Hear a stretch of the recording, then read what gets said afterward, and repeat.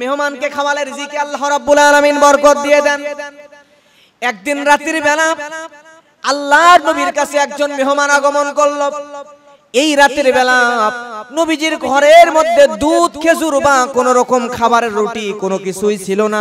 ঘরের মধ্যে কোনো খাবার না থাকার কারণে আল্লাহর নবী চিন্তিত হয়ে গেল, আমার ঘরে মেহমান, আমি না খেয়ে থাকলে হবে কি? আমার মেহমানকে তো না খেয়ে রাখা যাবে না। আল্লাহর নবী চলে গেল মসজিদের মধ্যে। সাহাবীদেরকে নবী আমার ডাকলেন, সাহাবীদেরকে বললেন, ও আমার সাহাবীরা, তোমাদের মধ্যে থেকে কেউ কি আমার এই মেহমানটাকে নিয়ে যেতে চাও নাকি? তোমাদের মধ্যে কি কেউ কি এমন আছে যে ব্যক্তি আমার এই মেহমানটাকে নিজের বাড়িতে নিয়ে যাবে মেহমান হিসাবে, আমার এই মেহমানটাকে একবেলা খাওয়াবে, এরকম কেউ এখানে আছে নাকি? সঙ্গে সঙ্গে ওই জায়গায় নবীজি বললেন, কিন্তু নবীজির কথার উত্তরে একজন সাহাবীও সাহস পেল না। ইব্রাহিম নবীর এমন কিছু কাজ আল্লাহর কাছে এত ভালো লেগেছে যেগুলো আল্লাহ কোরআনেই আমাদেরকে জানিয়ে দিয়েছেন। আল্লাহ রাব্বুল আলামিন কোরআন মাজিদের মধ্যে বলেন, সূরা যারিয়াত 24 নম্বর আয়াতে আল্লাহ রাব্বুল আলামিন বলেন, হাল আতাকা হাদিসু যায়ফি ইব্রাহিমাল মুকরামিন। আল্লাহ রাব্বুল আলামিন কোরআন মাজিদের মধ্যে জানিয়ে দিচ্ছেন, নবীকে আল্লাহ রাব্বুল আলামিন জিজ্ঞাসা করছেন, হাল আতাকা হাদিসু যায়ফি ইব্রাহিমাল মুকরামিন।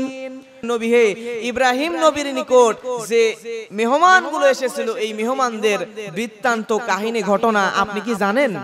নবী তো জানে না। এবার আল্লাহ এই প্রশ্ন করার পরে নিজেই আবার আরেকটা আয়াত দিয়ে আল্লাহ নবীকে ঘটনাটা জানাচ্ছেন। জোরে বলেন সুবহানাল্লাহ। আল্লাহ রাব্বুল আলামিন বলছেন, ইয দাখালু আলাইহি ফাকালু সালামা। ওহারা যখন ইব্রাহিম নবীর নিকটে আগমন করিল, অর্থাৎ আল্লাহ রাব্বুল আলামিনের তিনজন ফেরেশতা ইব্রাহিম আলাইহিস সালামের নিকট আগমন করলো। এই তিনজন ফেরেশতা ইব্রাহিম নবীর নিকট আসলো। আসার পরে সর্বপ্রথম তারা যা বলল, ফাকালু সালামা। তারা সর্বপ্রথমেই ইব্রাহিম নবীকে বলে দিল সালাম। জোরে বলেন সুবহানাল্লাহ। তার মানে মেহমান, এখান থেকে শিক্ষা হচ্ছে, আমরা যদি কোথাও মেহমান হয়ে কারো বাসায় যাই, আমাদের সর্বপ্রথম করণীয় কাজটা কি?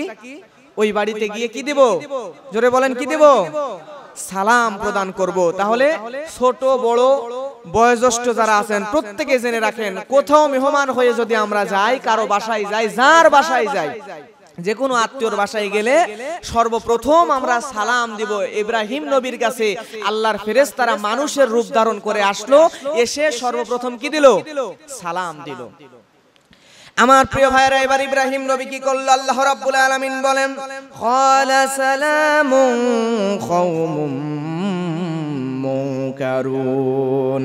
আল্লাহ রাব্বুল আলামিন বলেন, সঙ্গে সঙ্গে ইব্রাহিম আলাইহিস সালাম তিনি ওই ফেরেশতাদেরকে মানুষ মনে করে তাদেরকে ইব্রাহিম নবীও প্রত্যুত্তরে জবাবের সালামের উত্তরে দিয়ে দিলেন সালাম। তার মানে এতক্ষণ জানলাম আমরা কোথাও মেহমান হয়ে গেলে প্রথমে আমরা দিব সালাম, এরপরে আমাদের বাসায় যদি কোনো মেহমান আসে সালাম যদি দিয়ে দেয়, তাহলে সাথে সাথে আমরাও তাকে সালামের জবাবটা অবশ্যই দিয়ে দেব ইনশাআল্লাহ। এরপরে ইব্রাহিম নবী সালামের উত্তর দিলেন। দেওয়ার পরে কোনো কথা নাই, তাদের তিনজনকে বললেন, আসেন বাড়ির মধ্যে আসেন। বাসার মধ্যে নিয়ে আসলেন, আসার পরে বসার জন্য জায়গা দিলেন। দেওয়ার পরে তিনি ঘরের মধ্যে চলে গেলেন। এবার তার মনে আসতেছে, যাদেরকে বাসায় ঢুকালাম, বসতে দিলাম, তারা তো আমার অপরিচিত, তাদেরকে তো আমরা চিনি না। এখন বলেন তো, আমাদের বাসায় যদি অপরিচিত কোনো মানুষ আসে, দরজায় দাঁড়ায় সালাম দেয়, আমরা তাকে সাথে সাথে বাসার মধ্যে এনে বসতে দেই? আমরা কিন্তু বসতে দেই না। প্রথমে দরজা থেকেই কে আপনি, কোথায় আসছেন, কি পরিচয়, যত যাবতীয় প্রশ্ন আছে সব করি। তারপরে তাকে যদি পরিচিত হয় বাসায় ঢুকতে দিই, না হলে অন্য বাড়ি দেখায় দিই, ঠিক না? কিন্তু ইব্রাহিম নবী তিনজন ফেরেশতা মানুষের রূপ নিয়ে আসতে, ফেরেশতা এটা কিন্তু নবী ইব্রাহিম জানে না, মানুষের রূপ ধারণ করে আসতে, তাদেরকে চেনেও না জানেও না, সালামের উত্তর দিয়েই বসতে দিছে। দেওয়ার পরে জিজ্ঞাসা করে না আপনারা কে, চলে গেছে সরাসরি ঘরের মধ্যে। আল্লাহ রাব্বুল আলামিন বলেন, ফারাগা ইলা আহলিহি ফাজাআ বিইজলিন সামিন। আল্লাহ রাব্বুল আলামিন বললেন, ইব্রাহিম নবী ওদেরকে বসতে দিল। দেওয়ার পরে সরাসরি ঘরের মধ্যে চলে গেল। ঘরের মধ্যে চলে যাওয়ার পরে বিবির কাছে গিয়ে দাঁড়িয়ে বিবির সহযোগিতা নিল। নেওয়ার পরে একটা গরুর একটা বাছুরকে পুরা জবাহ করে ভুনা করে ভাজি করে ওই মেহমানদের সামনে এনে উপস্থিত করলো। সুবহানাল্লাহ। চিন্তা করেন, গরুর একটা বাছুর, একটা মুরগির বাচ্চা ভুনা করলে আলাদা বিষয় ছিল, কিন্তু ইব্রাহিম নবী কি করলেন? গরুর একটা বাছুর বিবির সহযোগিতা নিয়ে বিবির কাছে গিয়া পুরো একটা গরুর বাছুর ভুনা করে ফেললেন, ফ্রাই করে ফেললেন, ভাজি করে ফেললেন। মেহমান যারা আসছে তাদেরকে কি চেনে না, অপরিচিত, তিনজনের কাউরেই চেনে না। তারপরেও ঘরে গিয়ে তাদের পরিচয় জিজ্ঞাসা করলো না, ঘরে গিয়ে পুরো একটা গরুর বাছুর জবাহ করে ভুনা করে ভাজি করে তাদের সামনে নিয়ে উপস্থিত করলো। সুবহানাল্লাহ বলবেন না? আর আমরা কি করি? আমাদের বাসায় এসে যদি কেউ খাবার চাইও, চাওয়ার পরে আমরা তাকে খাবার তো দেই না, আবার অন্য বাড়ি দেখায় দিই, অমুক বাড়িতে যান, এরকম হয় কিনা? কিন্তু ইব্রাহিম নবী চেনেই না, তারপরেও কি করলেন? পুরো একটা গরুর বাছুর ভুনা করে মেহমানদের সামনে নিয়ে আসলেন। না চিনেই যদি এই হাল হয়, অপরিচিত হয়েই, তাহলে চিনলে না জানি কি করতেন? উট নিয়ে আসতেন, তাই না? সুবহানাল্লাহ বলবেন না? তাহলে এখান থেকে শিক্ষা হচ্ছে, মেহমান যেই হোক না কেন, দুনিয়াতে তো আমাদের যত মানুষ আছে সবাই তো আমাদের আদম আলাইহিস সালামের দিক থেকে যদি ধরে আসি, দুনিয়ার সব নর নারী কিন্তু আমাদের ভাই বোন, ঠিক না? তাহলে তারা তো আমাদের মেহমান। কোনো কাজে আমাদের কাছে যদি আসে, আমরা মিনিমাম মেহমানদারিতা করার চেষ্টা করব, যদি সুযোগ থাকে তাহলে অবশ্যই ইনশাআল্লাহ। প্রিয় ভাইরা আমার, এইবারে বিশাল গরুর বাছুরটা ভুনা করলো। আল্লাহ রাব্বুল আলামিন বলেন, ফাকররাবাহু ইলাইহিম ক্বালা আলা তাআকুলুন। ইব্রাহিম আলাইহিস সালাম ওই পুরা গরুর বাছুরটাকে ভুনা করে ভাজি করে মেহমানদের সামনে পরিবেশন করলো। পরিবেশন করার পরে মেহমানদের সামনে বলল, মেহমানদের সামনে রেখে দিল, আমার আপনার সামনে যদি মেজবান কোনো খাবার নিয়ে উপস্থিত হয়, তাহলে ওই খাবার আমরা খাবো কি খাবো না? আমরা খাওয়া শুরু করে দিব। কিন্তু ইব্রাহিম নবী যখন ওই তিনজন আগন্তুকের সামনে গরুর বাছুরটা ভাজি করে এনে উপস্থিত করলেন, পরিবেশন করলেন, তিনজন ফেরেশতার তিনজন অপরিচিত লোকের একজনও একটু ওই জায়গা থেকে তুলে মুখে দেয় না, একটু মুখে দেয় না। খাওয়া তো দূরে থাক, হাতটাও খাবারের দিকে নিয়ে যায় না। আচ্ছা বলেন তো, আল্লাহর ফেরেশতারা তারা কি খাইতে পারে? ফেরেশতাদের তো খাওয়ার মতো পাওয়ারই নাই। এই পার্সি আল্লাহ দেয় নাই, খাবে হজম করবে এরকম কোন পার্সি আল্লাহ ফেরেশতাদের মধ্যে দেয় নাই। সুবহানাল্লাহ বলবেন না? ফেরেশতারা তো খাইতে পারে না। এখন ফেরেশতারা যখন খায় না, তখন ইব্রাহিম নবী বলছেন, ক্বালা আলা তাকুলুন, কি হলো আপনারা খাচ্ছেন না কেন? ইব্রাহিম নবী বলছেন, কি হলো আপনারা খাচ্ছেন না কেন? ফেরেশতারা তো খাইতে পারে না। আমার প্রিয় ভাইয়েরা, যখন ফেরেশতারা খায় না, তখন আল্লাহ রাব্বুল আলামিন বলেন, ফাআউজাসা মিনহুম খীফা। আল্লাহ রাব্বুল আলামিন বলেন, ফেরেশতারা যখন খায় না, ওই তিনজন আগন্তুক যখন ইব্রাহিম নবীর খাবার খায় না, তখন সঙ্গে সঙ্গে ইব্রাহিম আলাইহিস সালামের মনের মধ্যে ভীতি সঞ্চয় হয়ে গেল, মনের মধ্যে ভয়ের উদ্রেক হয়ে গেল, তিনি ভয় পাইলেন। প্রশ্ন আসতে পারে, মেহমানরা খাবার খায় না, এখানে ভয় পাওয়ার কি আছে? ভয় পাওয়ার কারণ হলো, প্রিয় ভাইরা আমার, আল্লাহ নবী হযরত ইব্রাহিম আলাইহিস সালাম ভয় পেলেন কারণ হলো, তৎকালীন সময়কার রীতি ছিল এরকম, যদি কোনো বাড়িতে কোনো ডাকাতি করতে যায়, কোনো বাড়িতে যদি মানুষ খুন করতে যায়, তাহলে যে মানুষটা ডাকাতি করবে, যে মানুষটা মানুষ খুন করতে যাবে, যে বাড়িতে যাবে, ওই বাড়িতে ওই ডাকাত বা খুনি কোনো খাদ্য গ্রহণ করত না। ইব্রাহিম নবীর মনের মধ্যে ভয় এই কারণেই সঞ্চিত হয়ে গেল, কারণ আমি এত বড় বিশাল একটা গরুর বাছুর ভুনা করে দিলাম, একটুও খাই না, তার মানে হলো তারা হয়তোবা আমাকে হত্যা করে আমার বাড়িতে ডাকাতি করতে আসছে। ইব্রাহিম নবী যখন ভয় পেয়ে গেল, এবার আল্লাহ রাব্বুল আলামিন বলেন, ফেরেশতারা বলছেন, ক্বালু লা তাখাফ। ফেরেশতারা বলছেন, হে ইব্রাহিম, লা তাখাফ, না ভয় পেও না, তুমি ভয় পেও না। কারণ হলো আল্লাহ নবীর আল্লাহ রাব্বুল আলামিনের ফেরেশতারা বলছেন ওয়াবাশশারুহু বিগুলামিন আলিম।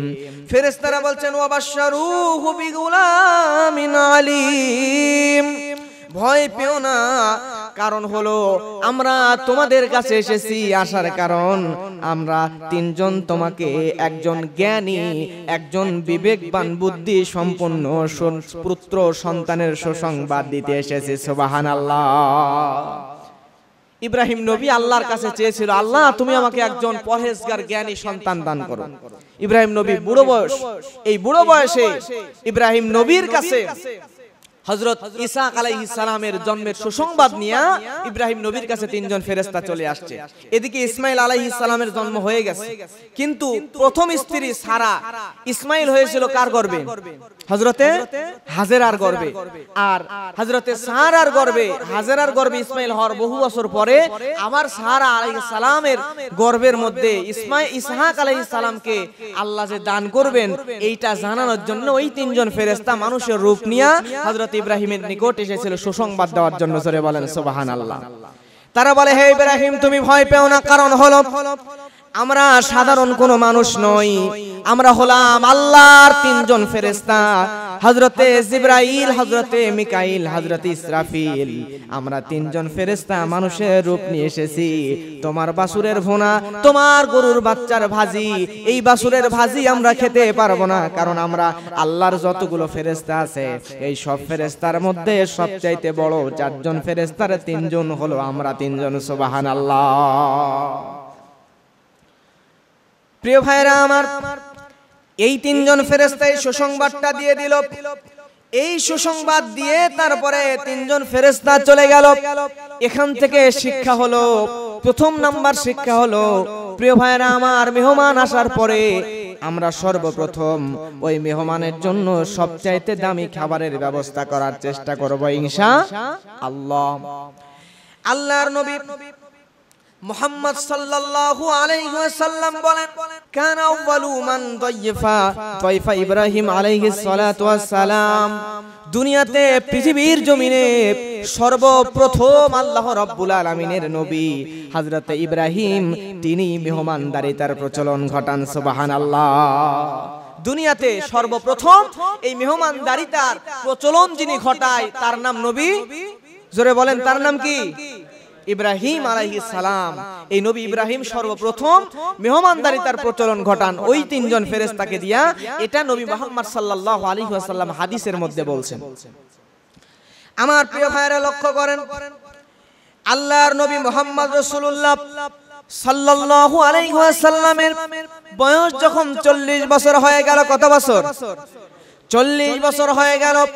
40 বছর বয়সে আল্লাহর নবী হিরা গুহায় চলে গেলেন ধ্যান মগ্ন হওয়ার জন্য। নবীজি যখন দুনিয়ার সংসার ত্যাগ করে সব কিছু ছেড়ে শান্তির আশায় রবের সঙ্গে প্রেম ভালোবাসা নিবিড় গাঢ় করার জন্য হেরা গুহায় চলে গেলেন।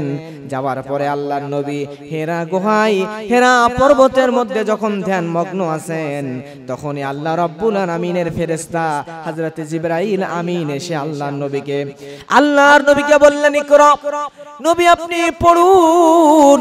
নবীজি সঙ্গে সঙ্গে বলেন, আমি তো পড়তে পারি না।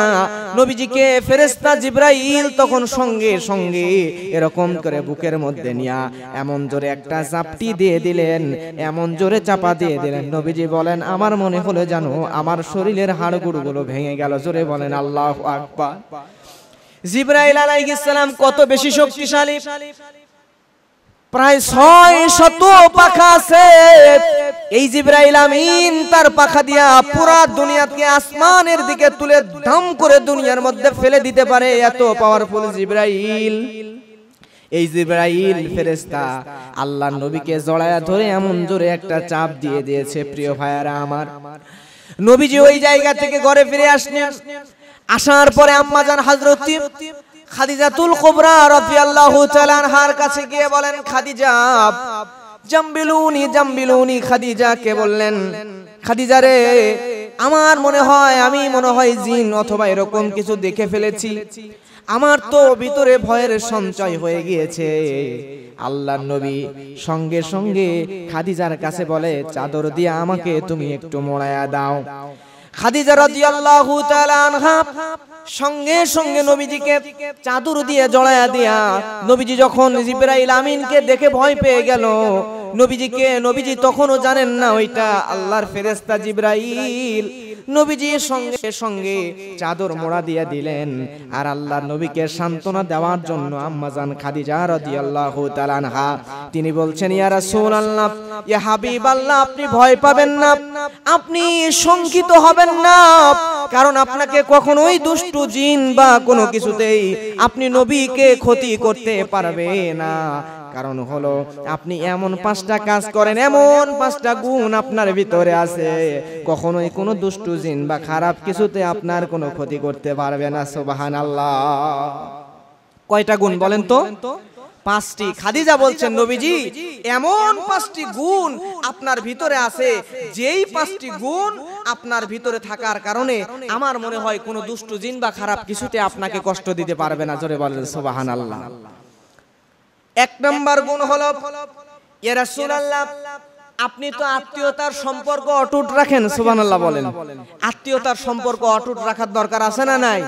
আজকে আমাদের সমাজে ভাই বোনের সাথে সম্পর্ক অটুট রাখে না, কারণ বোনের সাথে একটু বেশি সম্পর্ক তৈরি করলে, বোনের সাথে একটু ভালো সম্পর্ক হলে জমির একটা অংশ বোনকে দেওয়া লাগবে, এই ভয়ে বোনের সাথে ভালো যোগাযোগ রাখতে চায় না, ফুপুর সাথে ভালো সম্পর্ক রাখতে চায় না, এরপরে কিছু আত্মীয় স্বজনের সাথে ভালো সম্পর্ক রাখতে চায় না, শুধুমাত্র স্বার্থের কারণে।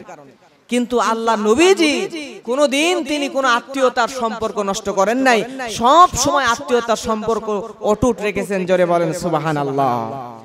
এরপরে 2 নাম্বার হচ্ছে রাসূলুল্লাহ, 2 নাম্বার আপনি তো অসহায়ের দায়িত্ব নেন, এতিম অসহায় এই সমস্ত মানুষদের দায়িত্ব তো আপনি নবী নেন। তাহলে যে মানুষটা এতিম অসহায়ের দায়িত্ব নেয়, এই মানুষের কোনো রকম ক্ষতি হতে পারে না। সুবহানাল্লাহ বলবেন না? এরপরে 3 নাম্বার হচ্ছে আপনি নিঃস্ব ব্যক্তিকে সহযোগিতা করেন, যার কিচ্ছু নাই, নিঃস্ব, দুর্বল, অসহায় এমন মানুষকে আপনারও যদিও না থাকে, আপনার যতটুকু আছে সেইটাও বিলিয়ে দেয়, আপনি বিলিয়ে দিয়ে তাকে সহযোগিতা করেন। সুবহানাল্লাহ বলেন। এরপরে 4 নাম্বার আপনার গুণ হচ্ছে আপনি মেহমানকে সর্বোচ্চ সম্মান করার চেষ্টা করেন। সুবহানাল্লাহ বলবেন না? মেহমানকে সর্বোচ্চ সম্মান করার দরকার আছে না নাই? মেহমানকে নবীজি সর্বোচ্চ সম্মান করতেন। এরপরে 5 নাম্বার হচ্ছে যারা সত্য পথের সন্ধানী, তাদেরকে আপনি নবী মুহাম্মদ সত্য পথের সন্ধানটা দিয়ে দেন। জোরে বলেন সুবহানাল্লাহ। তাহলে নবী এই 5টি গুণ যে ব্যক্তির মধ্যে থাকতে পারে, সে ব্যক্তিকে কখনোই দুষ্টু কিছুতে কখনোই কোনো ক্ষতি করতে পারবে না। আপনি চিন্তা করবেন না, আপনার কোনো ভয় নাই। আর এইদিকে আল্লাহ বলেন, ইয়া আইয়ুহাল মুদ্দাসসির কুম ফাআনজির ওয়া রাব্বাকা ফাকাব্বির ওয়া সিয়াবাকা ফাতাহহির ওয়া রুজ্জা ফাহজুর। জোরে বলেন আল্লাহু আকবার। আল্লাহ বলেন, নবী আপনি চিন্তা করবেন না, হে কম্বল আচ্ছাদনকারী, ওঠো এবং তুমি তোমার আপন প্রভুর শ্রেষ্ঠত্ব বর্ণনা করো। জোরে বলেন সুবহানাল্লাহ। নবীজি যখন কম্বল মুড়ে দিয়েছেন, তখন আল্লাহ কোরআনের আয়াত নাজিল করে নবীজিকে উঠতে বলেছেন। তার মানে নবীজির কোনো ভয়। প্রিয় ভাইরা আমার, তার মানে নবীজি মেহমানকে সর্বোচ্চ সম্মান করতেন। আমাদেরকেও আমাদের মেহমানকে সর্বোচ্চ সম্মান করতে হবে। ইসলামে মেহমানদারিতার গুরুত্ব এতই বেশি, আপনি অবাক হয়ে যাবেন। বুখারীর মধ্যে আসছে, আল্লাহর নবী বলেন, যদি কোনো বান্দা, যদি কোনো ব্যক্তি, যদি কেউ আল্লাহ এবং আখিরাতের উপর বিশ্বাস রাখে, সে যেন দুইটা কাজ করে। সে যেন 1 নম্বরে সে যেন তার প্রতিবেশীকে কখনোই কষ্ট না দেয়, 2 নম্বরে সে যেন তার মেহমানকে সম্মান করে। সুবহানাল্লাহ বলেন। তার মানে আমি আপনি যদি ইমানদার দাবি করি, আমি আপনি যদি আল্লাহর উপরে এবং আখিরাতের উপরে বিশ্বাস রাখি, আল্লাহর উপরে ঈমান যদি আমি আপনি রাখি, তাহলে প্রতিবেশীকে কষ্ট দেওয়া যাবে না। এবং আমাদের মেহমান যারা বাসায় আসবে, এই মেহমানদেরকে সর্বোচ্চ সম্মান করার চেষ্টা করব ইনশাআল্লাহ। আমার প্রিয় ভাইরা লক্ষ্য করেন, এই যে নবী ইব্রাহিম মেহমানদারিতার প্রথম প্রচলন করেন, নবী ইব্রাহিম আলাইহিস সালামের পরে মুহাম্মদ রাসূলুল্লাহ সাল্লাল্লাহু আলাইহি ওয়াসাল্লাম তিনিও মেহমানদারিতা এমন বেশি পছন্দ করতেন। নবীজির অনুসারী যারা ছিল ওই আরবে জাহিলি যুগেও আরবে যারা আরাবিয়ানরা ছিল, এই আরাবিয়ানরা আরবের মধ্যে তারা কিন্তু জাহিলি যুগেও মেহমানদারিতায় খুবই পারদর্শী ছিল। আরবের মানুষরা তারা এই যে হযরত ইব্রাহিম আলাইহিস সালাম থেকে পরম্পরা অনুযায়ী পরম্পরা ক্রমে একদম নবী ইব্রাহিম থেকে আস্তে আস্তে আস্তে আস্তে তৎকালীন সময় ইসমাইল আলাইহিস সালামের বংশধর আরবে যারা এই সব আরবীয় মানুষরা তাদের মধ্যে যদি কারো মধ্যে ইসলাম নাও থাকতো কিন্তু তারা মেহমানদারিতায় খুব পারদর্শী ছিল। জোরে বলেন সুবহানাল্লাহ। এই আরবীয়দের মধ্যে এই সংস্কৃতিটা এখন পর্যন্ত আছে। আপনারা যদি হজ উমরায় যান তাহলে দেখবেন তারা মেহমানদারিতা করতে খুবই ভালোবাসে, খুব ভালোবাসে। আমার প্রিয় ভাইয়েরা, তার একটা উজ্জ্বল দৃষ্টান্ত দিয়ে যায়। আপনারা তো দাতা হাতেম তাইয়ের নাম শুনেছেন। এই দাতা হাতেম তাই সে মুসলমান ছিল না, খ্রিস্টান ছিল। মুসলমান ইসলাম ধর্ম কবুল করার আগেই সে দুনিয়া থেকে চলে গিয়েছে, ইন্তেকাল করেছিল। কিন্তু তার বহু ভালো গুণ দুনিয়াতে আজও মানুষের মুখে মুখে আছে, কারণ সে এত বেশি দানবীর ছিল, এত বেশি দানবীর ছিল, মানুষরা তাকে আজও স্মরণে রেখেছে। এই দাতা হাতেম তাই একদিন আরবের কোন এলাকায় সফরে গিয়েছিল। আরবের কোন এলাকায় সফরে যাওয়ার পরে গভীর রাত হয়ে গিয়েছে। রাতের বেলা পথ ভুলে গিয়েছিলেন উনি, নিজের রাস্তা খুঁজে পাচ্ছিলেন না। এমন সময় জৈনক একজন আরবীয় যুবকের সঙ্গে দাতা হাতেম তাইয়ের দেখা হয়ে গেল। এই যুবকের সঙ্গে দেখা হয়ে যাওয়ার পরে এই যুবককে দাতা হাতেম তাই যখন জিজ্ঞেস করলো, যুবক আমার জন্য তুমি একটা ব্যবস্থা করে দাও, আমাকে একটু পথ দেখায়া দাও, আমি তো রাস্তা হারিয়ে ফেলেছি, আমি এখন কি করি? সঙ্গে সঙ্গে প্রিয় ভাইয়েরা আমার আরবীয় যুবকটা বলল, আপনি আজকে রাতের বেলায় মরুভূমির মধ্যে যেতে পারবেন না, অতএব আপনার আজকে রাতে যাওয়ার দরকার নাই, আপনি আমার বাড়িতে আমার সঙ্গে চলুন। আজকে রাতটা আমার বাড়িতে অবস্থান করে কালকে সকাল বেলা আপনি আপনার গন্তব্যে আমি আপনাকে রাস্তা দেখায়া দিব। প্রিয় ভাইরা আমার, এই কথা বলার পরে হাতেম তাই রাজি হয়ে গেল। রাজি হয়ে যাওয়ার পরে ওই যুবক তাকে বাড়িতে নিয়ে গেল। বাড়িতে নিয়ে যাওয়ার পরে ঘরের মধ্যে বসতে দেওয়ার পরে ওই যুবক বাহিরে চলে গেল। যাওয়ার পরে তার বিশাল ছাগলের পাল ছিল। এই ছাগলের পালের ভিতর থেকে ওই যুবকটা বড় উষ্টপুষ্ট দেখে একটা ছাগল বের করলো।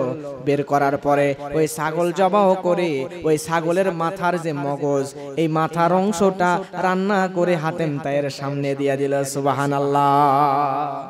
ছাগলের মাথার অংশটা, মগজটা সুন্দর করে ভুনা করে রান্না করে হাতেম তাইয়ের সামনে দিয়ে দিল। এইবারে কারো বাসায় যদি আমরা খাবার খাই, দাওয়াত খাই, খাবার যদি মজা লাগে তাহলে কিন্তু আমরা একটু প্রশংসা করি যে খাবারটা অনেক মজা হয়েছে, আলহামদুলিল্লাহ, অনেক স্বাদ হয়েছে, অনেক ভালো হয়েছে, বলি না? মজা হয়েছে বলি। এখন বললে মনে করেন আপনি শ্বশুর বাড়িতে গেছেন, যাওয়ার পরে আপনাকে গরুর গোশত, খাসির গোশত, মুরগির গোশত, হাঁসের গোশত যে কোনো কিছু একটা খাইতে দিছে। আপনি যদি ওই খাবারগুলোর মধ্যে একটাকে খেয়ে বলেন এটা খুব ভালো হয়েছে, তাহলে আপনার স্ত্রী বলেন, শ্বশুর বলেন, শাশুড়ি বলেন, তখন যেইটা প্রশংসা করবেন ওই খাবারটা কিন্তু আবার দেওয়ার চেষ্টা করে, আবার দিতে লাগে। আপনি যদিও পারবেন না খাইতে কিন্তু জোর করে দিতে লাগে। এটা করে না প্রিয় ভাইরা?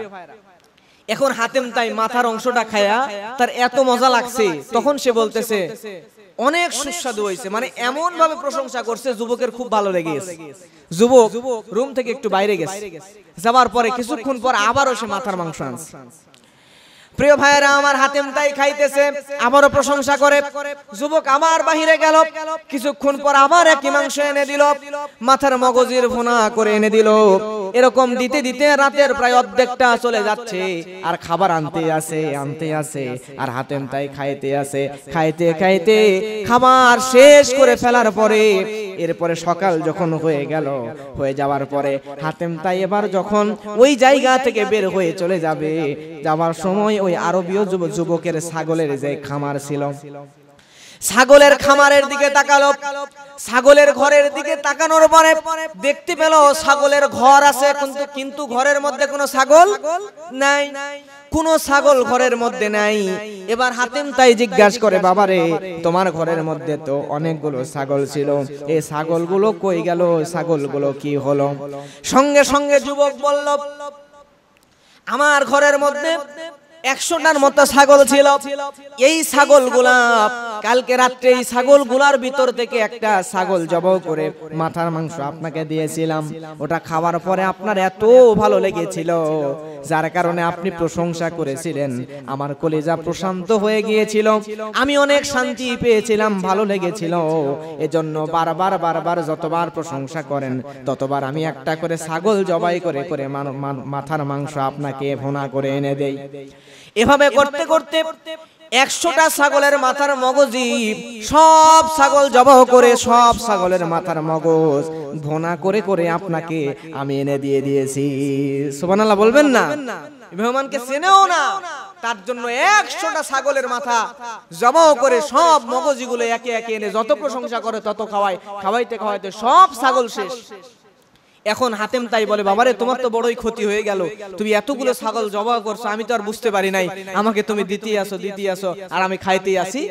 যুবক তখন বলতেছে, আমার একটুও কষ্ট হয় নাই, কারণ আপনার জন্য যতবার ছাগল জবাই করে মাথার মাংসটা মাথার মগজিটা ভুনা করে করে এনে আপনাকে দিয়েছি, আপনি খেয়ে প্রশান্তির ঢেকুর উঠাইছেন আর আমার জন্য প্রশংসা করেছেন, দোয়া করেছেন, এটা আমার এত ভালো লেগেছে, ওই সব ছাগল ততটা খুশি হতাম না যতটা খুশি হয়েছি, যতটা প্রশান্তি আমি পেয়েছি আপনাকে ওই ছাগলের মাথাগুলো খাওয়ানোর মধ্যে। জোরে বলেন সুবহানাল্লাহ। মেহমানদারি তাই তারা কত বেশি পারদর্শী ছিল, কত বেশি পছন্দ করত। এবার দাতা হাতেম তাই, সে আবার দানবীর কম নাকি? দাতা হাতেম তাই তখন যুবককে বলে, যুবক তুমি আমাকে 100 ছাগলের মাথা খাওয়াইছো, এজন্য আমি তোমাকে 100টা উট তোমাকে দিয়ে দিলাম। জোরে বলেন সুবহানাল্লাহ। তাদের মধ্যে ইসলাম ছিল না, কিন্তু তাদের মধ্যে ছিল মেহমানদারিতা। এই যে ইব্রাহিম নবী থেকে চলে আসছে, এই বৈশিষ্ট্যটা, এই আচরণটাই, পারিবারিক শিক্ষাটা তারা ধরে রেখেছিল। জোরে বলেন না সুবহানাল্লাহ। এজন্য আমরা মুসলমান, আমাদেরকে আমাদের জাতির পিতা, মুসলিম জাতির পিতা ইব্রাহিম আলাইহিস সালামের এই সুন্নাতটাকে এবং মুহাম্মদ সাল্লাল্লাহু আলাইহি ওয়াসাল্লামের পছন্দনীয় এই সুন্নাত মেহমানদারিতা এই সুন্নাতটাকে ধরে রাখতে হবে ইনশাআল্লাহ। আমার প্রিয় ভাইরা লক্ষ্য করেন, বলেন তো মেহমানকে খাবার খাওয়ালে রিজিক কি কমে যায় নাকি? মেহমানকে খাওয়াইলে মনে হয় আপনার খাবার দাবার কমে যাবে, গরিব হয়ে যাবেন না? প্রিয় ভাইরা আমার, মেহমানকে যদি আপনি খাওয়ান তাহলে খাবার কমে যাবে না। মেহমানকে যত বেশি খাওয়াবেন তত বেশি রিজিকে বরকত দিয়ে দিবেন। যিনি, তার নাম কি? জোরে বলেন, তার নাম কি? মেহমানকে খাওয়ালে রিজিকে আল্লাহ রাব্বুল আলামিন বরকত দিয়ে দেন। একদিন রাতের বেলা আল্লাহর নবীর কাছে একজন মেহমান আগমন করল। এই রাতের বেলা নবীজির ঘরের মধ্যে দুধ, খেজুর বা কোন রকম খাবারের রুটি কোনো কিছুই ছিল না। ঘরের মধ্যে কোনো খাবার না থাকার কারণে আল্লাহর নবী চিন্তিত হয়ে গেল, আমার ঘরে মেহমান, আমি না খেয়ে থাকলে হবে কি? আমার মেহমানকে তো না খেয়ে রাখা যাবে না। আল্লাহর নবী চলে গেল মসজিদের মধ্যে, সাহাবীদেরকে নবী আমার ডাকলেন। রাতের বেলা নবীজি আমার সাহাবীদেরকে ডাকলেন। ডাকার পরে সাহাবীদেরকে বললেন, ও আমার সাহাবীরা, তোমাদের মধ্যে থেকে কেউ কি আমার এই মেহমানটাকে নিয়ে যেতে চাও নাকি? তোমাদের মধ্যে কি কেউ কি এমন আছে যে ব্যক্তি আমার এই মেহমানটাকে নিজের বাড়িতে নিয়ে যাবে মেহমান হিসাবে, আমার এই মেহমানটাকে একবেলা খাওয়াবে, এরকম কেউ এখানে আছে নাকি?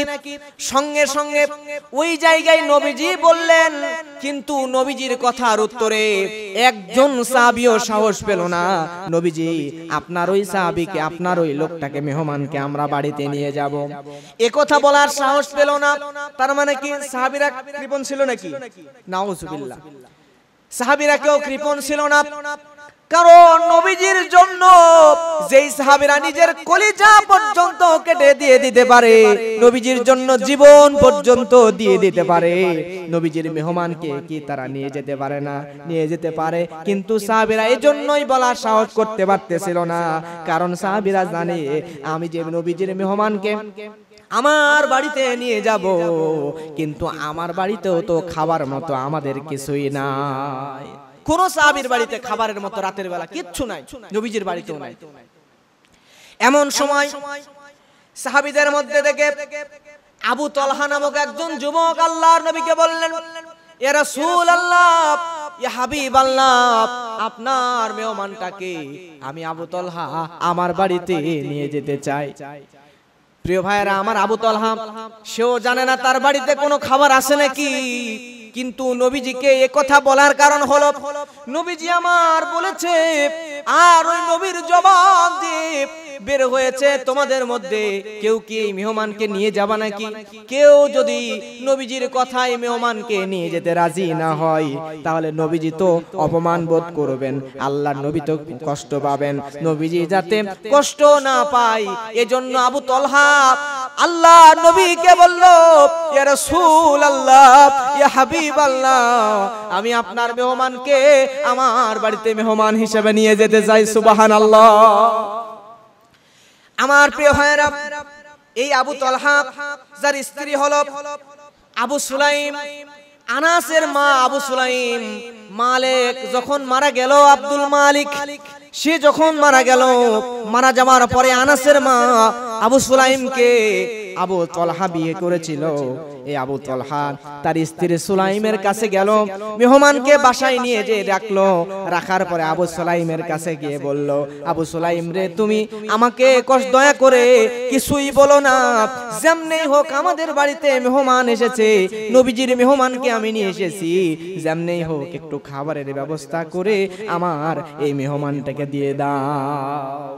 আমাদের বাসায় আমাদের অনেকের স্ত্রী এমন আছে, আপনি বাহির থেকে যদি হঠাৎ করে মেহমান নিয়ে আসেন বাসায়, এমন বকা আপনারে দেবে, এমন বকা দেবে, মেহমান মানে মেহমান পারতেছে না কেমনে পালায় এখান থেকে, হঠাৎ করে যদি মেহমান নিয়ে যান। আর নবীর সাহাবীর স্ত্রীরা কেমন ছিল, আমাদের বাড়িতে তো কোনো না কিছু, কিচ্ছু না থাকলে তো চাউল ভাজাটা থাকে না, তাদের বাসায় একটু চালও নাই, একটু আটার রুটি খাবার দাবার কিচ্ছু নাই, ফলমূল কিছু নাই। প্রিয় ভাইরা, এমতো অবস্থায় আবু সুলাইমকে যখন বলল আবু তলহা রাদিয়াল্লাহু তাআলা আনহু, আবু সুলাইম, নবীজির মেহমানকে আমি বড় আশা করে বাড়িতে নিয়ে আসছি, তুমি একটু তার রাতের খাবারের ব্যবস্থা করো। আবু সুলাইম বলে, কি বলবো দুঃখের কথা, প্রাণের স্বামী, বাড়িতে এক গ্লাস দুধও নাই, বাড়িতে আমার আপনার জন্য রাতের বেলা খাবার মতো কিছুই নাই, আমি নিয়ত করে রেখেছি রাতের বেলা আমি আর আপনি আমরা দুজনই না খেয়ে থাকবো, কিন্তু আমাদের ছোট্ট ছোট্ট দুইটা বাচ্চা আছে যারা ক্ষুধার যন্ত্রণা সহ্য করতে পারে না, ওই দুইজন ছোট্ট বাচ্চার জন্য বাড়িতে একটা রুটির অর্ধেক আছে, কি আছে, অর্ধেকটা রুটি আছে, এই অর্ধেকটা রুটি আর সামান্য কয়েকটা খেজুর, এই কয়েকটা খেজুর আর অর্ধেকটা রুটি আছে, আমি আপনি তো খাবারের যন্ত্রণা সহ্য করতে পারবো, কিন্তু আমাদের সন্তান তো খাবারের যন্ত্রণা সহ্য করতে পারবে না। প্রাণের স্বামীরে, এজন্য এই খাবারগুলো আমরা ভেবেছিলাম আমি আপনি না খেয়ে থেকে আমাদের সন্তানকে ওই খেজুর আর অর্ধেকটা রুটি খাইয়ে ঘুম পাড়িয়ে দেব, কিন্তু মেহমান যখন চলে এসেছে আমরা যেমনি হোক বাচ্চাদেরকে বোঝায়া ঘুম পাড়ায়া ওই খাবারটাই আল্লাহর নবীর মেহমানকে খাওয়াই দিই। সুবহানাল্লাহ। মেহমানকে ওইটাই বাচ্চার খাবার খাওয়াই দিবে, কিন্তু নতুন একটা বিপত্তি বেঁধে গেল। মেহমান যখন বাসায় আসে, মেহমানকে যখন আপনি খাবার দেবেন, মেহমান আবার বলবে যে আপনি আমার সঙ্গে খান, বলে কিনা? এখন যদি আবু সুলাইম আর আবু তলহা দুইজনের মনের মধ্যে চিন্তার দানা বেঁধে গেল, এখন ওই মেহমান যদি আমাকে বলে আপনিও আমাদের সঙ্গে খান, তাহলে আমাদের তো অবস্থা খারাপ, আর তো অতিরিক্ত কোনো খাবার নাই, তাহলে কি করব? এবার আবু সুলাইম স্বামী আবু তলহাকে বলে, ও আমার স্বামী, আপনি নবীর মেহমানকে নিয়ে খাবারে বসে যাবেন, বসে যাওয়ার পরে খাবারের প্লেটের মধ্যে অর্ধেকটা রুটি আর খেজুর গোলা দিয়ে দিবেন, দিয়ে দেওয়ার পরে আপনি একটু উঠে যাবেন, যাওয়ার পরে আপনি বাতিটা নিভায়া দিবেন, বাতি নিভায়া অন্ধকার করে দিবেন, অন্ধকারের মধ্যে আপনার ওই লোকটা নবীজির মেহমান যদি জিজ্ঞাসা করে আপনি আমার সঙ্গে খাবেন না আর আপনি কেন বাতিটা নিভায়া দিলেন, একথা যদি বলে তাহলে আপনি বলবেন আমাদের তেলের স্বল্পতা, তেল কম, এজন্য অল্প কিছু তেল আছে, এই তেলটা দিয়া আরো কয়েকদিন চালানো লাগবে, এজন্য বাতিটা নিভাইয়া দিলাম, অন্ধকারের মধ্যে আপনাকে খেতে হবে। এরপরে তোমাকে যদি নবীজির মেহমান খাইতে বলে, তুমি মাঝে মধ্যে প্লেটের মধ্যে হাত দিবা, হাত দিয়া নাড়াচাড়া করবা, আর হাতটা মাঝে মধ্যে তুলে মুখেও দিবা, কিন্তু মুখের মধ্যে খাবার না দিয়া মুখটা নড়াতে থাকবা যাতে নবীজির মেহমান মনে করে তুমিও ওই মেহমানের সঙ্গে খাবারটা খাচ্ছ। সুবহানাল্লাহ। প্রিয় ভাইয়েরা আমার, এই ছিল নবীজির সাহাবীরা। এই সাহাবীরা খাবার খাওয়ানোর পরে মেহমান প্রশান্তির ঘুম দিয়ে দিল। ক্ষুধার যন্ত্রণায় সাহাবীর সন্তানদের ঘুম আসে না, সাহাবীর স্ত্রীর ঘুম আসে না, সাহাবীর ঘুম আসে না। ফজর যখন হয়ে গেল, ফজরের সময় ওই ঘটনা, ফজরের সময় নবীজির মেহমানকে নিয়ে আবু তলহা যখন মসজিদে চলে গেল। প্রিয় ভাইয়েরা আমার, বলেন তো এই ঘটনা আমাদের জানার কথা নাকি? কারণ মেহমানকে খাওয়াইছে, মেহমানকে যে খাবারগুলো খাওয়াইছে, এইটা যদি দুনিয়ার মানুষকে সাহাবী আবার জানায়া দেয়, এইটা তো রিয়া হয়ে যায়, লৌকিকতা হয়ে যায়, তাই না? তাহলে আমরা কেমনে জানলাম?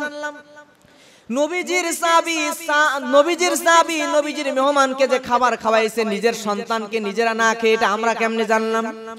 প্রিয় ভাইয়েরা, পরের দিন ফজরের সময় যখন আবু তলহা ওই মেহমানকে নিয়ে মসজিদে গেল, মসজিদে যাওয়ার পরে আল্লাহর নবী মুহাম্মদ রাসূলুল্লাহ সাল্লাল্লাহু আলাইহি ওয়াসাল্লাম, আল্লাহর নবী আবু তলহাকে বলে, আবু তলহা, গত রাতে তোমার মেহমানের সাথে তোমার কি ঘটনা ঘটেছে? নবীজির সামনে আবু তলহা বলে, ইয়া রাসূলুল্লাহ, এই গতকালকে আমাদের যা ঘটনা ঘটেছে দুনিয়ার কেউ তো তা জানে না। আল্লাহর নবী বললেন, আবু তলহা রে, তুমি কালকে রাতে কি মেহমানদারি করেছিলা, এই মেহমানদারিটা দুনিয়ার কোনো মানুষ না জানলেও তোমার ওই মেহমানদারিটা আরশের মালিক আল্লাহর কাছে এমন ভালো লেগেছে, ওই আল্লাহ রাব্বুল আলামিন তোমার মেহমানদারিতাই খুশি হয়ে ওই মেহমানদারিতার ঘটনা আল্লাহ রাব্বুল আলামিন কোরআনের মধ্যে আয়াত আকারে নাজিল করে দিয়েছে। আল্লাহ রাব্বুল আলামিন কোরআনে বলে দিয়েছেন, নবী, ও নবী মুহাম্মদ, আপনি এমন সোনার মানুষ বানাইছেন যেই মানুষরা নিজের সন্তানের মুখে খাবার না দিয়া নিজের সন্তানের খাবার অন্যের মুখে তুলে দিতে পারে। সুবহানাল্লাহ। কোরআনের মধ্যে আল্লাহ আয়াত নাজিল করে দিয়েছেন। প্রিয় ভাইরা, এজন্য আমাদের ওই নবীজির প্রিয় এই সুন্নাতটা, আমলটা, মেহমানদারিটা বেশি বেশি করার দরকার আছে না নাই? এবার আসেন, আমরা যারা মেহমান হব, আপনি যদি কারো বাসায় মেহমান হন, তাহলে আপনার করণীয় 6টা বিষয় জানার দরকার আছে। জোরে বলবেন কয়টা বিষয়? আরো জোরে সবাই বলেন কয়টা বিষয়? যদি কারো বাসায় আপনি মেহমান হন, তাহলে আপনাকে 6টা বিষয় জানতে হবে এবং 6টা বিষয় আমল করতে হবে। 1 নাম্বার করণীয়, আপনি যে বাসায় যাবেন, যেখানে যাবেন, সেখানে অবশ্যই পূর্ব থেকে জানাইতে হবে। পূর্ব থেকে না জানাইয়া হঠাৎ করে খাবারের সময় উপস্থিত হবেন না। মনে থাকবে তো ইনশাআল্লাহ? মনে করেন হঠাৎ করে এক জায়গায় গেছেন, খাবার খাচ্ছে, তারা খাইতে বসছে, আগে জানান নাই, এই সময় যদি আপনি হঠাৎ করে উপস্থিত হয়ে যান, তাহলে কিন্তু ওই খাবারের ওই জায়গায় তারা, যারা ওই বাসার মানুষ, তারা কিন্তু বিড়ম্বনায় পড়ে যাবে, ঠিক না? এজন্য পূর্ব থেকে না জানাইয়া হঠাৎ করে খাবারের সময় উপস্থিত হবেন না। খাবারের আগে বা পরে উপস্থিত হতে পারেন, তাহলে একটা ব্যবস্থা করবে, কিন্তু খাবারের সময় হঠাৎ করে উপস্থিত হবেন না, না জানাইয়া। 1 নাম্বার। এরপরে 2 নাম্বার হচ্ছে, আপনি যদি কোনো বাসায় মেহমান হতে চান, তাহলে নির্দিষ্ট কোনো খাবারের চাহিদা করবেন না। আমাদের সমাজে অনেকে আছে না, যে যাওয়ার আগে এরকম করে ফোন করে বলে দিই, গরুর গোশত ছাড়া কিন্তু আমি খাই না, নদীর ব্যাম মাছ অথবা ট্যাংরা মাছ যেমনিই হোক ব্যবস্থা করো, না হলে আমি তোমার বাড়িতে যাবো না। মানে শ্বশুর বাড়িতে যাওয়ার দিনে বা হচ্ছে কোনো আত্মীয় বাড়িতে যাওয়ার আগে আবার কন্ট্রাক্ট করে রাখে, এগুলো খাবো এগুলো খাবো না। এই কাজ করে না, এই কাজ কখনো করা যাবে না। 2 নাম্বার গেল। 3 নাম্বার হচ্ছে, যেখানে আপনি বেড়াইতে যাবেন, যে আত্মীয়র বাসাতে আপনি যাবেন, আগে আপনি সেই জায়গার অবস্থাটা আপনি বুঝবেন, সেই জায়গার অবস্থাটা কেমন এটা আপনাকে বুঝতে হবে। আপনি গেছেন সেই বাড়িতে, তাদেরই অনেক কষ্ট হচ্ছে, আপনি যদি সব সময় যান, হঠাৎ করে সেই জায়গায় গেলেন, যাওয়ার পরে এমন একটা অবস্থা, তারাও বিড়ম্বনার মধ্যে পড়ে গেছে। এজন্য অবস্থাটা বুঝতে হবে। প্রয়োজনে আপনি যখন মেহমানের বাসায় যাবেন, সেই অবস্থাটা বুঝে আপনি বাজার টাজার করে নিয়ে যাবেন প্রয়োজনে, যদি সমস্যা হয়। আর যদি সমস্যা না হয়, হোক বা না হোক, এই অবস্থানটা বুঝে আপনি আত্মীয়র বাড়িতে যাবেন। এরপরে চতুর্থ নাম্বার, 4 নাম্বার, কোনো খাবারকে তুচ্ছ করা যাবে না। কোনো খাবারকে কি করা যাবে না? মনে করেন আপনার সামনে একটা খাবার এনে দিয়েছেন, ধরেন সিলভার মাছ অথবা পাঙাশ মাছ এনে দিছে অথবা ব্রয়লার মুরগি এনে দিছে, আপনি খাবেন না আলহামদুলিল্লাহ, যদি পারেন একটু হলেও নিয়ে মুখে দেবেন, আর যদি না পারেন তারপর আপনি বলবেন না দূর এসব খাবার মানুষে খায়, নিয়ে যান। এরকম করেন অনেকে আছে না, যে সব খায় মানুষে, এসব খাওয়া যাবে না, নিয়ে যান, এগুলো আমি খাই না। আপনি খান আর না খান, সামনে পরিবেশন করছে, থাক, একটু হলেও মুখে দেন, আর যদি নাই পারেন তাহলে কিছু বলবেন না। কোনো খাবারকে তুচ্ছ তাচ্ছিল্য করা যাবে যাবে না। এরপরে 5 নাম্বার, যে বাসায় খাবেন, যেখানে খাবেন, তাদের জন্য ডাইরেক্ট অথবা ইনডাইরেক্ট দোয়া করে দিবেন। কি করে দিবেন? তাই বলে আপনি খাওয়াই আবার বলবেন না যে আপনাকে একটু খাওয়াইলাম, যে খাবার দাবার খাওয়াই আমার জন্য দোয়া করবেন, তাহলে খাবারের বিনিময়ে দোয়া হয়ে গেল।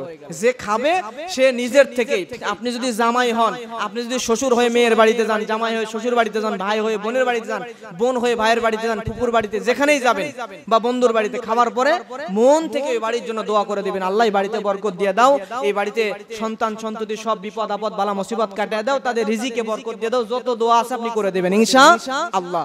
এইটা হচ্ছে মেহমানদের কাজ। 6 নাম্বার হচ্ছে যেখানেই বেড়াইতে যাবেন 3 দিনের বেশি থাকবেন না। কয় দিন?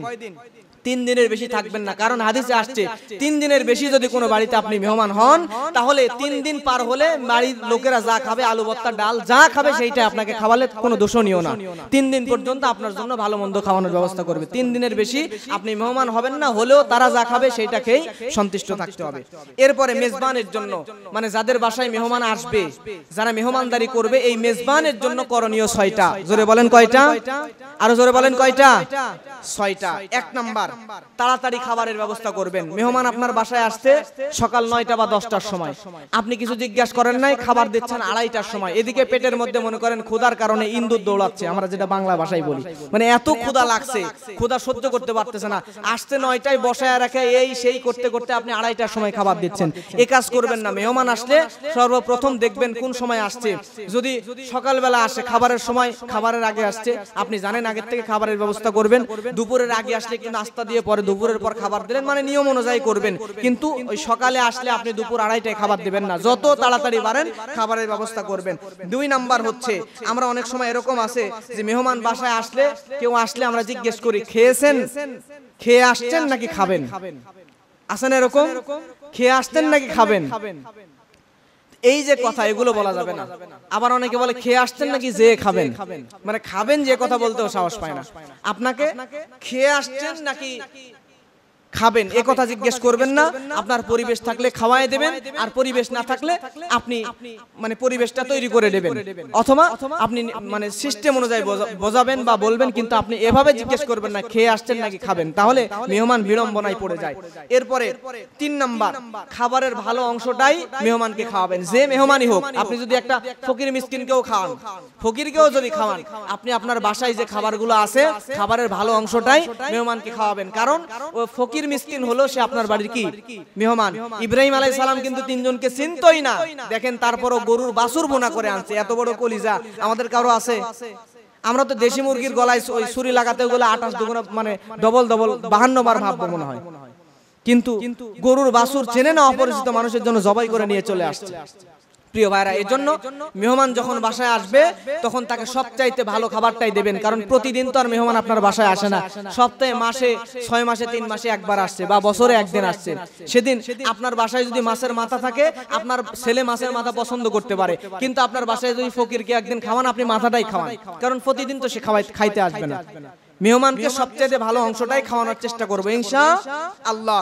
এরপরে 4 নাম্বার, মেহমানের সাথে যদি আপনি খাইতে বসেন, আপনি আপনার সামনে মেহমান, 2 জন একসাথে খাচ্ছেন, এমতো অবস্থায় আপনি তাড়াহুড়া করে তাড়াতাড়ি খেয়ে ফেলছেন, খেয়ে হাত ধুয়ে উঠে চলে যাচ্ছেন, এখন মেহমান সে কিন্তু লজ্জায় পড়ে যাবে, মনে করবে আমি মনে হয় জন্মের খাওয়াই খাচ্ছি, মানে খায়া খাবার শেষ হচ্ছে না। এজন্য আপনার খাবারটা মেহমানের সাথে ধীরস্থির ভাবে খাবেন, যাতে সে লজ্জায় পড়ে না যায়। এরপরে প্রিয় ভাইয়েরা আমার 5 নাম্বার হচ্ছে, মেহমান মেহমানকে যখন আপনি খাওয়াবেন, খাওয়ানোর পরে আপনি তাকে এভাবে বলতে পারেন যে তেমন কিছু আয়োজন করতে পারি নাই, আবার আসবেন, আর আমার মধ্যে যদি এই আয়োজনের মধ্যে বা কোনো কিছুর মধ্যে কোনো ভুল ত্রুটি হয় বা কোনো কিছু কষ্ট থাকে তাহলে মাফ করে দেবেন। এভাবে একটু ইনডাইরেক্ট ক্ষমা চেয়ে নেবেন। যদি কোনো কিছু কষ্ট যদিও দেন নাই তারপরেও বলবেন সিস্টেমে যে আবার আসবেন, তেমন আয়োজন করতে পারলাম না, আর কোনো কষ্ট থাকলে মাফ করে দিবেন। আর ভুলেও এরকম বলবেন না যে এই যে মাছটা কিনছি নদীর মাছ বা সমুদ্র বরিশাল থেকে এই মাছটা নিয়ে আসছি, এই মাছ জীবনে খাইছেন, এ ধরনের কথা আবার বলবেন না। অনেকে আছে যে অনেকে এভাবে বলে যে এই মাছ অমুক জায়গা থেকে নিয়ে আসছে, জীবনে খাইছেন, খান নাই তো, এরকম কথা বলে। এতে মেহমান কষ্ট পাইলে কষ্ট পাবেন আল্লাহ। জোরে বলেন কি কষ্ট পাবেন? মেহমানকে কোনো অবস্থাতেই কষ্ট দেওয়া যাবে না, কখনোই খোটা দেওয়া যাবে না। প্রিয় ভাইরা, এরপরে 6 নাম্বার ভদ্রতা, 6 নাম্বার হচ্ছে শিক্ষা হচ্ছে মেহমান যখন বাসায় আসবে কমপক্ষে আপনি মেহমানকে বাসার গেট পর্যন্ত রিসিভ করতে যাবেন। বাসার গেট থেকে বা যতদূর পারেন একটু হলেও আগায়া যাবেন মেহমানকে রিসিভ করার জন্য। মেহমানকে বাসায় নিয়ে আসবেন, এরপরে মেহমান যখন বিদায় হয়ে যাবে, এই বিদায় দেওয়ার সময়ও বাসার গেট অথবা রাস্তার কোণা পর্যন্ত একটুখানি সামনে হলো 10 ধাপ হলো একটু এগিয়ে দিয়ে আসবেন। এটাও একটা সুন্নাত, এটা চেষ্টা করবে ইনশাআল্লাহ। আল্লাহ আমাদেরকে মেহমানদারি করার তৌফিক দান করুন, আমাদের ভুল ত্রুটিগুলো আল্লাহ ক্ষমা করে দিক। সকলে বলেন আল্লাহুম্মা আমিন।